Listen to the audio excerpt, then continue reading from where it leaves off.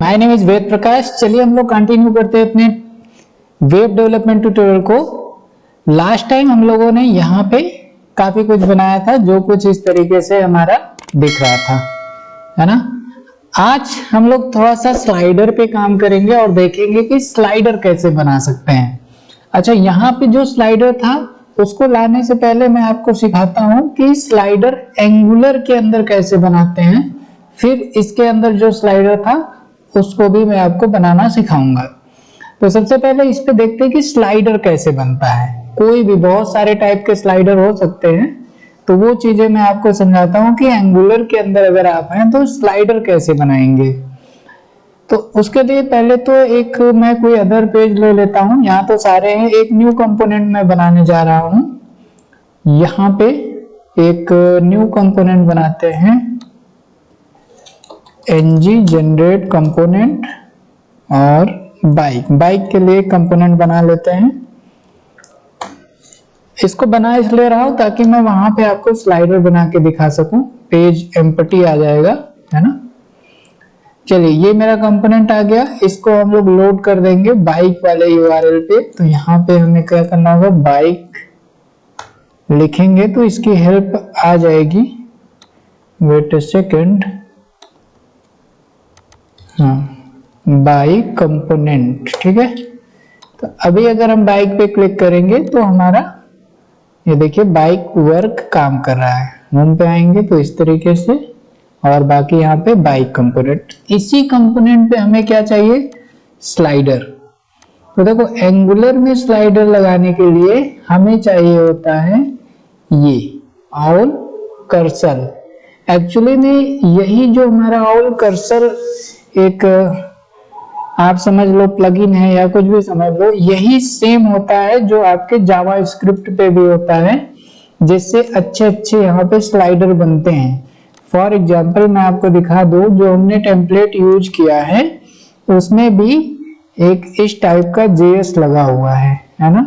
ये सीएसएस है, और अगर हम नीचे आएंगे तो उसकी जेएस भी हमको यहाँ पे मिल जाएगी कुछ इस तरीके से।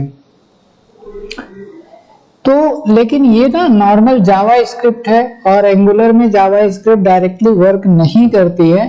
तो हमको ये वाले से अपना स्लाइडर नहीं बनाना है, और वो चलेगा भी नहीं अगर आपने पहले से बना रखा है तो। इसीलिए आज हम समझेंगे कि एंगुलर में हम अपना स्लाइडर कैसे बनाएंगे, है ना, ये जो है। पर अभी हम इसको छोड़ेंगे और अपना एक नया स्लाइडर यहाँ पे बनाएंगे जिसमें कुछ डिस्प्ले कराने की कोशिश करेंगे। ओके, तो मैं यहाँ पे एक दे देता हूँ हेडिंग स्लाइडर एरिया, और ये यहाँ पे दिखेगा हमें। इसके नीचे अपना स्लाइडर आने वाला है। तो एक आपको गूगल पे सर्च करना होगा ngx owl cursor -o npm, ठीक है। आप जब इसको सर्च करेंगे तो आपको इस तरह से रिजल्ट आएगा, और जो पहला रिजल्ट है यही हमारे काम का है। आप चाहे तो इतना भी सर्च कर सकते हैं। इससे क्या होगा, जैसे कि मैं ओ भी हटा दूं, ठीक है, आउल कर्सर npm सर्च करेंगे तो यहाँ पे देखिए आपको पहला रिजल्ट जो आ रहा है वो रिएक्ट के लिए आ रहा है, क्योंकि यही सेम चीज रिएक्ट में भी यूज होता है और एंगुलर में भी यूज होता है।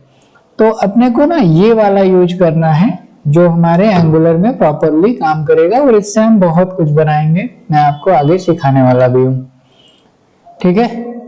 तो यहाँ से हमने ये सर्च किया, ये हमारी वेबसाइट आई, और हमारे पास इस तरीके से ये इंस्टॉलेशन के लिए आपको npm कमांड मिल जाएगा। इसी को इंस्टॉल करना है, और इसको यूज करने का इस पे तरीका भी दिया हुआ है, तो वो भी मैं आपको समझाने वाला हूँ। जस्ट वेट, ठीक है।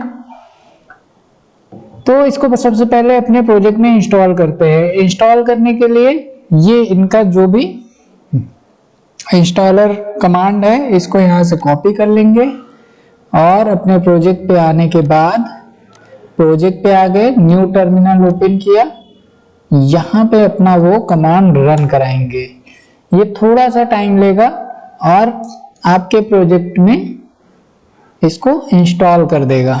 देखिए ये सक्सेसफुल इंस्टॉल हो गया और ये सारे पैकेजेस आपको यहाँ पे ये जो नोड मॉड्यूल है ना इसके अंदर ही मिलता है। तो किसी टाइम पे मैं दिखाऊंगा कि ये जो हमारा इंस्टॉल हुआ है वो कहाँ गया होगा। तो फिलहाल अभी टाइम वहां पे ना वेस्ट करते हुए इंस्टॉल होने के बाद सब कुछ इसी नोड मॉड्यूल के अंदर आ जाता है। चलिए ये इंस्टॉल हो गया। इंस्टॉलेशन के बाद आपको क्या करना है, सेकेंड स्टेप यहाँ पे बताया गया है कि सबसे पहले आप ना ये दो फाइलों को अपने प्रोजेक्ट पे कनेक्ट करो। यानी कि AOL का CSS होता है, एक मेन होता है, एक theme default main dot CSS। इन दोनों को एंगुलर के अंदर ऐड करना है। और ऐड कैसे करना है, अपने angular.json फाइल के अंदर, angular.json फाइल के अंदर कर लो, या फिर जो आपकी style.css फाइल होती है उसमें भी आप जाके इस तरीके से इंपोर्ट कर सकते हैं। अब style.css फाइल जो हमारी मेन फाइल है ना यहाँ पे, ये हमेशा रन करती है, तो आप यहाँ भी इंपोर्ट कर सकते हैं उन फाइलों को। या सबसे अच्छा रहेगा कि आप angular.json फाइल पे आओ और यहाँ पे एसेट्स मिलता है, उसके अंदर स्टाइल मिलता है। स्टाइल में बाय डिफॉल्ट वही आपकी स्टाइल शीट कनेक्टेड है और इसके बाद हम लोग अपनी न्यू AOL वाली फाइल को इस पे कनेक्ट कर दे रहे हैं। ठीक है, बट ये इफेक्टिव तब होगा जब आप प्रोजेक्ट को फिर से रीरन करेंगे। तो फिलहाल हम लोग यहाँ पे इसको रन कर लेते हैं एक बार और। इसको यहाँ से मैं कट कर दे रहा हूँ और फिर से इसको मैं रन कराऊंगा ng सर्व से। ठीक है, अब ये रन होगा तो ये फाइलें भी आ जाएंगे एग्जीक्यूशन में। ठीक है, तो इसके बाद हम लोग आते हैं अपने app.module फोल्डर के अंदर और यहाँ पे ये जो हमारा इंपोर्ट फोल्डर है इसके अंदर हम इंपोर्ट करते हैं कर्सल मॉड्यूल को, है ना। ये आपको यहाँ पे सेलेक्ट करने के बाद इस तरीके से आप इंपोर्ट कर लें इसे। Wait a second. ठीक है, ऐड इंपोर्ट मैंने किया और इस तरीके से आप इंपोर्ट कर सकते हैं। अदरवाइज आपको यहाँ पे मिल जाएगा ये चीज, आप इसको भी ऊपर लगा सकते हैं और डायरेक्टली इंपोर्ट कर सकते हैं। चलिए, अब अपने नोड ऐप मॉड्यूल के अंदर आने के बाद इस तरीके से कर्सर मॉड्यूल को इंपोर्ट कर लेना है। इंपोर्ट करते समय आपको हेल्प भी आएगी। आपने अगर प्रॉपरली इंस्टॉल किया है तो आपको सिंपल कर्सर और ये मॉड्यूल और इसको आप इंपोर्ट कर लीजिएगा हेल्प के थ्रू। ठीक है, अभी यहाँ पे ये इंपोर्ट हो गया है। इतना काम हमारा फिनिश हो गया यहाँ तक का। अब इसके बाद इन्होंने कहा है कि कुछ कर्सर ऑप्शन वगैरह बना लो। देन अच्छा देखते हैं। सबसे पहले आपको ना ये कस्टम ऑप्शन सेलेक्ट कर लेना है। ठीक है, इसको हमने सेलेक्ट कर लिया। यहाँ तक एक टाइप का ये वेरिएबल है ना, एक वेरिएबल ये बोल रहे हैं ऑल ऑप्शंस के लिए बना लीजिए। अब इस वेरिएबल को हम लोग जहां स्लाइडर, इस पे स्लाइडर बनाने वाले हैं तो इसकी ts फाइल के अंदर आके रखेंगे। ओके, ये जो ऑप्शन है ना इसको यहां से इंपोर्ट कर लेंगे। आप हेल्प क्विक फिक्स का यूज करके इस तरीके से इंपोर्ट कर सकते हैं इसको। अब ये आ गया। इसी से हमारा स्लाइडर कंट्रोल होगा कि मल्टी पेज, मल्टी स्लाइडर दिखाने हैं कि सिंगल दिखाना है, जो भी आपके। अभी मैं आपको समझाता हूं, डोंट वरी। लेकिन ये इसकी सेटिंग है जो हमारे स्लाइडर होंगे। इस सेटिंग को कैसे हमें यूज करना है मैं अभी 2 मिनट में समझाने वाला हूं। आइए, अब ये तो हमारा बैकएंड हो गया। फ्रंट के लिए क्या करना है वो भी समझते हैं। तो यहाँ पे इन्होंने कहा कि इस तरीके से आपको कुछ दिया है, मैं आपको इसको बना के दिखाता हूँ। ये स्टैटिक है, फिर इसको हम लोग डायनेमिक भी कर सकते हैं। डोंट वरी, जो भी जरूरत होगी हम करेंगे। चलिए, अभी ये हमारा स्टैटिक हो गया और प्रॉपर ये जो कस्टम ऑप्शन दिया ये कहां से आ रहा है, वो ts फाइल से आ रहा है। अगर हम इसको हटा देंगे तो हमारा वो फ्रंट वाला जो था ना ये एरर आ जाएगा। देखिए ये एरर आ गया क्योंकि ये एक टाइप का वेरिएबल है जो हमारी टीएस फाइल से ही आ रहा है, तो इसको यहाँ पे लगाना जरूरी है। इसमें क्या चेंजेस होंगे, इसके क्या इफेक्ट्स है, वो सब मैं आपको समझाऊंगा अभी। तो अपना प्रोजेक्ट ये है, और यहाँ पे कुछ देखिए हमारे स्लाइड आ रही हैं, स्लाइड 1, स्लाइड 2, स्लाइड 3। थोड़ा सा हमें लगता है मेरा फुटर ना गड़बड़ कर रहा है, एक सेकंड।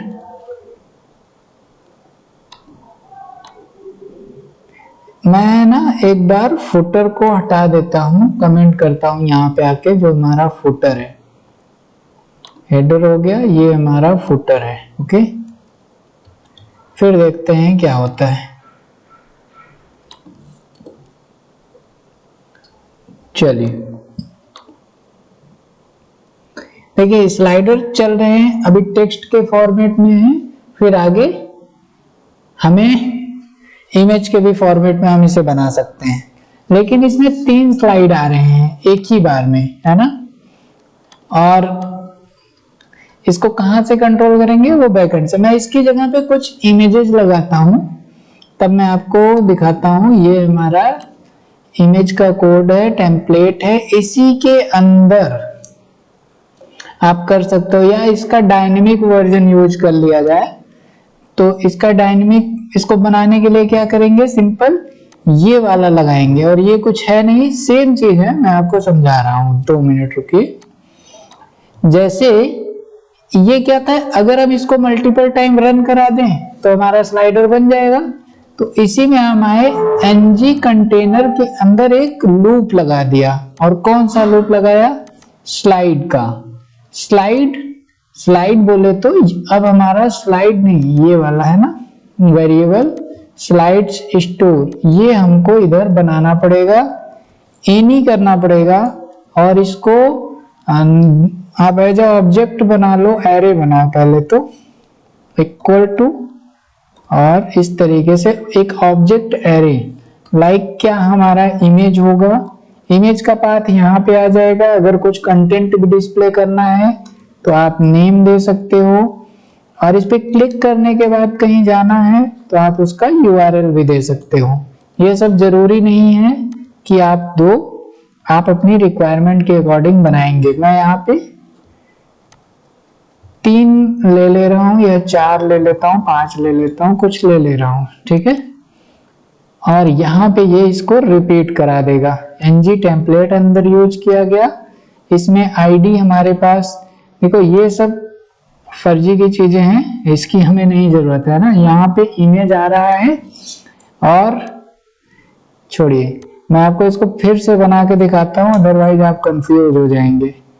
तो देखो कंटेनर के अंदर जब हमें नेटिव HTML यूज करना होगा तो एक ng टेम्पलेट लेंगे, और इस टेम्पलेट के अंदर आप अपने HTML के कोड डाल सकते हैं। अब वो कैसे डालेंगे, यहाँ पे हम लिख देंगे इमेज, और इमेज क्या मांगता है, एक अल्ट टैग मांगता है, और एक ये अल्ट टैग। और ये कहां से आएगा, स्लाइड के अंदर स्लाइड डॉट इमेज हमने बना रखा है, आपको याद हो तो स्लाइड डॉट इमेज। और आप अल्ट को भी अगर देना चाहते हैं तो यहाँ पे दे सकते हैं slide dot name, slide dot name. इससे हमारी इमेजेज आ जाएंगी। बट अभी ये हमारे किसी काम का नहीं है, क्योंकि फ्रंट साइड में क्या हो रहा होगा, एरर डिस्प्ले हो रहा होगा, है ना। ये देखिए स्लाइडर तो चल रहा है लेकिन एरर आ रहा है। तो एरर इसलिए आ रहा है क्योंकि हमने इमेजेस के पाथ सही नहीं दिए हैं। तो पहले तो देखते हैं हमारी कुछ इमेज कहाँ पे हैं, वो मुझे मिल जाएंगी हमारे होम पे। और यहाँ पे आने के बाद देखो ये जो है ना, यही हमारा पाथ होने वाला है। तो इन पाथ को हम लोग कहाँ पे डालेंगे, TS के इमेज पे। ओके, फिर अभी चेंज कर लेंगे। अभी मैं सब कुछ सेम रख दे रहा हूं, स्लाइडर 1 2 3, पता नहीं 4 है कि नहीं, और मैं फिर से इसको 2 और 3 कर दे रहा हूं। अब इसको रिफ्रेश करते हैं और अभी भी आई थिंक कुछ प्रॉब्लम है, जस्ट अ वेट। क्या एरर आ रहा है? अभी पाथ नहीं मिल रहा है। Cursor image slide dot image, अच्छा ठीक है। देखो यहाँ पे क्या हुआ, इसको एज अ वेरिएबल बनाने के लिए हमें इस तरीके से इंटरपोलेशन यूज करना पड़ता था, या फिर आप इसे इवेंट बाइंडिंग भी कर सकते थे इस तरीके से। तो हमने ऐसा कुछ नहीं किया है, इसलिए वहां पे इमेज नहीं आ रही थी। अब आपको इमेज भी मिल जाएगी। देखिए ये हमारी इमेजेस आ गई। अब ये चेंज हो रही हैं। तीन ही इमेज है, तो एक जो हमने एक्स्ट्रा नाम लिख रखा है यहाँ पे, वो प्रॉब्लम क्रिएट कर रहा है फोर्थ।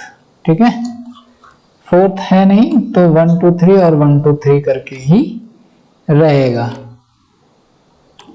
चलिए अभी तो ये देखो आप, एक बार में कितनी इमेज आ रही है? 1 2 3 4, चार इमेजेज आ रही हैं, और यहाँ पे क्लिक करने पे ये चेंज भी हो रहा है। तो आपको कभी अगर ऐसा स्लाइडर बनाना है तो आप इस तरीके से बना सकते हो। और ये क्या है कि आप चाहो तो इसको हटा भी सकते हैं। वही सारी सेटिंग्स तो मुझे समझानी थी ना। आप यहाँ पे देखो, जैसे माउस ड्रैग, यहाँ पे फॉल्स हुआ है। लूप का मतलब ये होता है, लूप ट्रू है, एक एक चीज बताते हैं ना। लूप ट्रू है का मतलब ये है कि अगर इमेज खत्म हो गई तो भी वो आती रहेंगी। देखो जैसे हम यहाँ कितनी भी बार क्लिक कर रहे हैं तो ये एक लूप बन गया है, तो ये हमेशा आ रहा है। भले ही हमने 8 ही इमेज यूज की है, बट ये कंटिन्यूअसली इमेजेस आती रहेंगी। लेकिन अगर हमने इसको कर दिया फॉल्स, मैं ये दूसरा एक प्रोजेक्ट है इसको बंद कर दे रहा हूं, है ना। मैं अगर इसको कर दूं फॉल्स, तो क्या होगा, ये लूप में नहीं आएगा। जितनी इमेज होंगी एक बार डिस्प्ले होंगी, और फिर ये आगे अब चेंज नहीं होंगी। ये होता है लूप। ठीक है, तो आप स्लाइडर को अगर वन टाइमेबल बनाना चाहते हैं तो आप लूप को फॉल्स रखेंगे, अदरवाइज आप लूप को ट्रू रखेंगे। मुझे ट्रू की जरूरत है। अब माउस ड्रैग, टच ड्रैग, ये क्या है? ये चीजें होती हैं कि जो हमारा ये स्लाइडर आया, इसको हम चाहें तो यहां से क्लिक करके इस तरह से ड्रैग भी, ड्रैगेबल भी बना सकते हैं कि कोई ड्रैग करे तो हम इसको, ये स्लाइड चेंज हो, कुछ ऐसा अगर आप करना चाहते हो तो इन दोनों को भी आप ट्रू कर सकते हैं। ठीक है, तो इसके ट्रू करने से क्या होगा, देखो अभी ये लोड हो गया। अब हम इसको अपने कर्सर से ही, ये हैंड बन जा रहा है और इसको हम मूव कर सकते हैं। तो इस तरीके से आप अपने स्लाइडर की रिक्वायरमेंट के अकॉर्डिंग यहाँ पे सेटिंग्स कर सकते हैं। चलिए, और डॉट्स क्या है? डॉट्स का मतलब ये है कि जो नीचे बार आता है ना डॉट वाला, वो अभी यहाँ पे फॉल्स से ट्रू कर दें। ट्रू कर दिया तो क्या होगा, वेट अ सेकंड, हाँ ये देखिए यहाँ पे डॉट्स दिखाई देते हैं जिन स्लाइडर के पीछे। ये क्या है? नेक्स्ट और प्रीवियस बटन है। ये नेक्स्ट बटन है, ये प्रीवियस बटन है। यहाँ पे आपको दिख नहीं रहा है क्योंकि आप नोटिस करो तो ये एम्प्टी रखा है। हम चाहे तो यहाँ कुछ लिख सकते हैं, जैसे P लिख दिया और N लिख दिया, तो क्या वहां पे आ जाएगा? तो अभी नहीं आ रहा है, बट हम लोग इसको ला लेंगे आगे। ठीक है, देखिए ये लोड हुआ, आ गया N और P, है ना। तो ये प्रीवियस बटन है, ये नेक्स्ट बटन है, और ये डॉट्स होते हैं जो आप डिस्प्ले करा सकते हैं। आप इसको भी हटा सकते हैं, इसको भी हटा सकते हैं, या डिस्प्ले करा सकते हैं। ये पहले डिस्प्ले नहीं हो रहा था, हमने यहाँ पे ट्रू किया है तब हुआ है। हम इसको फॉल्स ही रखते हैं क्योंकि मुझे नहीं जरूरत है। अच्छा, इनकी स्पीड आपको चेंज करनी है तो ये 700 आपको दिख रहा है। आप अगर इसको और स्लोली बढ़ाना, स्लाइड कराना चाहते हैं तो आप इसकी टाइमिंग को चेंज कर सकते हैं। लाइक हमने कर दिया 3000। ठीक है, तो इनकी आप स्लाइडर स्पीड को कंट्रोल कर सकते हैं कि कितनी देर में हमारा स्लाइड चेंज होगा। हमने क्लिक किया और देखिए कितना धीरे धीरे अब ये स्लाइड चेंज हो रहा है ना। तो आप इस चीज को भी कंट्रोल कर सकते हैं। मैं इसको 700 ही कर दे रहा हूं। अब यहां पे एक चीज है, ये क्या है? तो ये है आपके स्क्रीन के अकॉर्डिंग आप कितनी स्लाइड डिस्प्ले कराना चाहते हो। जैसे मेरी स्क्रीन अभी ये है और इस टाइम पर अगर ये 4 स्लाइडर्स हैं, लेकिन अगर आप कोई मोबाइल में ओपन कर दे और उस समय भी 4 इमेजेस आएंगी तो गलत हो जाएगा, क्योंकि ये फिर बहुत छोटी हो जाएंगी।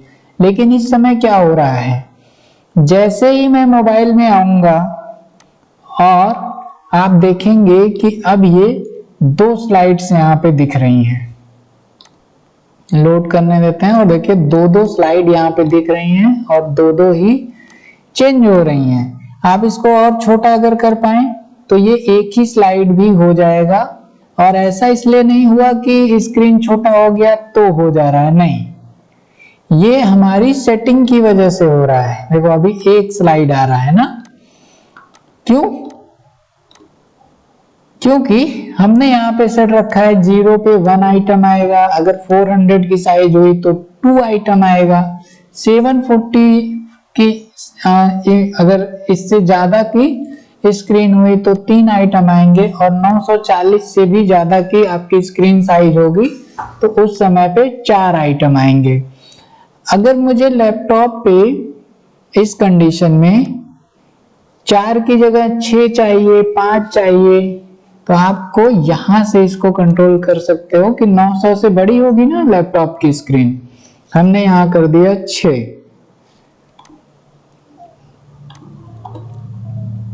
तो अब यहाँ पे इमेज अगर लोड होगी तो कितनी होंगी? 6 इमेजेज एक बार में लोड हो रही हैं। और आप इनको यहाँ से मूवेबल भी बना सकते हो। और जो यहाँ पे नेक्स्ट का बटन आ रहा था ना, अब वो आप यहाँ पे भी लगा सकते हैं। वो कस्टमाइजेशन अलग से होगा, मैं आपको बताऊंगा, बट इतना आपको समझ में आया। बट हमें अक्सर क्या होगा कि सिंगल स्लाइडर चाहिए होगा, तो हम क्या कर देंगे, यहां भी 1 कर देंगे, यहां भी 1 कर देंगे और वहां भी 1 कर देंगे। तो 1 के केस में क्या होगा कि सिंपली सिंगल इमेज ही हमेशा डिस्प्ले होगी। वेट अ सेकंड, देखिए ये हमारा स्लाइडर आया और इसको हम यहां से चेंज कर सकते हैं, ठीक है। और ये ऑटोमेटिक भी चेंज होगा या फिर यहां से भी आप देखो चेंज कर सकते हो। तो ये सिंगल इमेज इस समय डिस्प्ले हो रही है। तो हम लोग अक्सर जो स्लाइडर देखते हैं वो कौन सी होती है, सिंगल इमेज वाली होती है। बट आप मल्टी इमेज की भी स्लाइडर बना सकते हैं, जैसा मैंने आपको बताया। और इस स्क्रीन साइज के अकॉर्डिंग भी आप मोबाइल में कुछ और दिखाना चाहते हैं, लैपटॉप पे, तो ये सारी सेटिंग्स भी आप यहाँ से कर सकते हैं इजिली, है ना। तो आई होप आपको ये स्लाइडर से समझ में आए होंगे। मैं इसको थोड़ा सा जैसा था वैसा कर देता हूं और इस तरीके से इसको डिस्प्ले होने देता हूं। 4 करते हैं, ठीक है, क्योंकि वो बड़ा हो गया ना तो स्क्रीन काफी ज्यादा बड़ी हो गई थी, बट कोई नहीं, हम लोग कंट्रोल कर पाएंगे। आई होप आपको अब समझ में आ रहा होगा कि एंगुलर के अंदर हम लोग स्लाइडर कैसे बनाते हैं, है ना।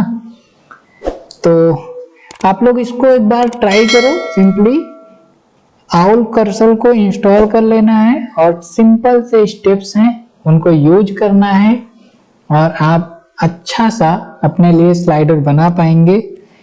ये सारी चीजें कैसे कस्टमाइज होंगी ये सब मैं आपको नेक्स्ट लेक्चर में बताऊंगा। जब हम अपना खुद का स्लाइडर बनाएंगे तो उसमें इन चीजों को भी, जो नेक्स्ट प्रीवियस बटन है, इनको भी आप कस्टमाइज कर सकते हैं। तो ठीक है फ्रेंड्स, आज के लिए बस इतना ही रखते हैं, मिलते हैं नेक्स्ट ट्यूटोरियल में। Thanks for watching, keep learning guys and do not forget to like, share and subscribe. Hi, तो अगर आपने इस कोर्स को यहाँ तक फॉलो किया है तो इसका मतलब यह है कि आप फुल स्टैक डेवलपर बनना चाहते हैं। तो फ्रेंड्स, मैं आपको रिकमेंड करूँगा इसी का एक प्रीमियम कोर्स, जहाँ पे आपको बहुत सारे एक्स्ट्रा बेनिफिट्स मिलेंगे। जैसे कि फर्स्ट ऑफ ऑल आपको लाइव सपोर्ट का फीचर मिल जाएगा, जहाँ पे आप कभी भी आपको वेब डेवलपमेंट से रिलेटेड कोई भी प्रॉब्लम होती है तो आपको विद इन फ्यू सेकंड्स आपको लाइव सपोर्ट प्रोवाइड किया जाएगा। दूसरा, आपको ट्रेनिंग सर्टिफिकेट मिल जाएगा, जहाँ पे आप 6 वीक की ट्रेनिंग सर्टिफिकेट आपको प्रोवाइड कर दी जाएगी।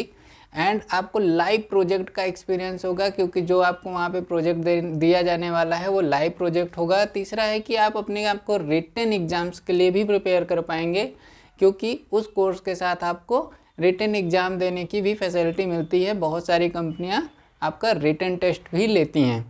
इसके बाद आपको जो मिलता है वो है 3 मंथ इंटर्नशिप। अगर आप इंटर्नशिप कंप्लीट करते हैं तो एक आपको एक्स्ट्रा सर्टिफिकेट मिलेगा इंटर्नशिप का। देन 100% जॉब प्लेसमेंट गारंटी भी दी जाती है।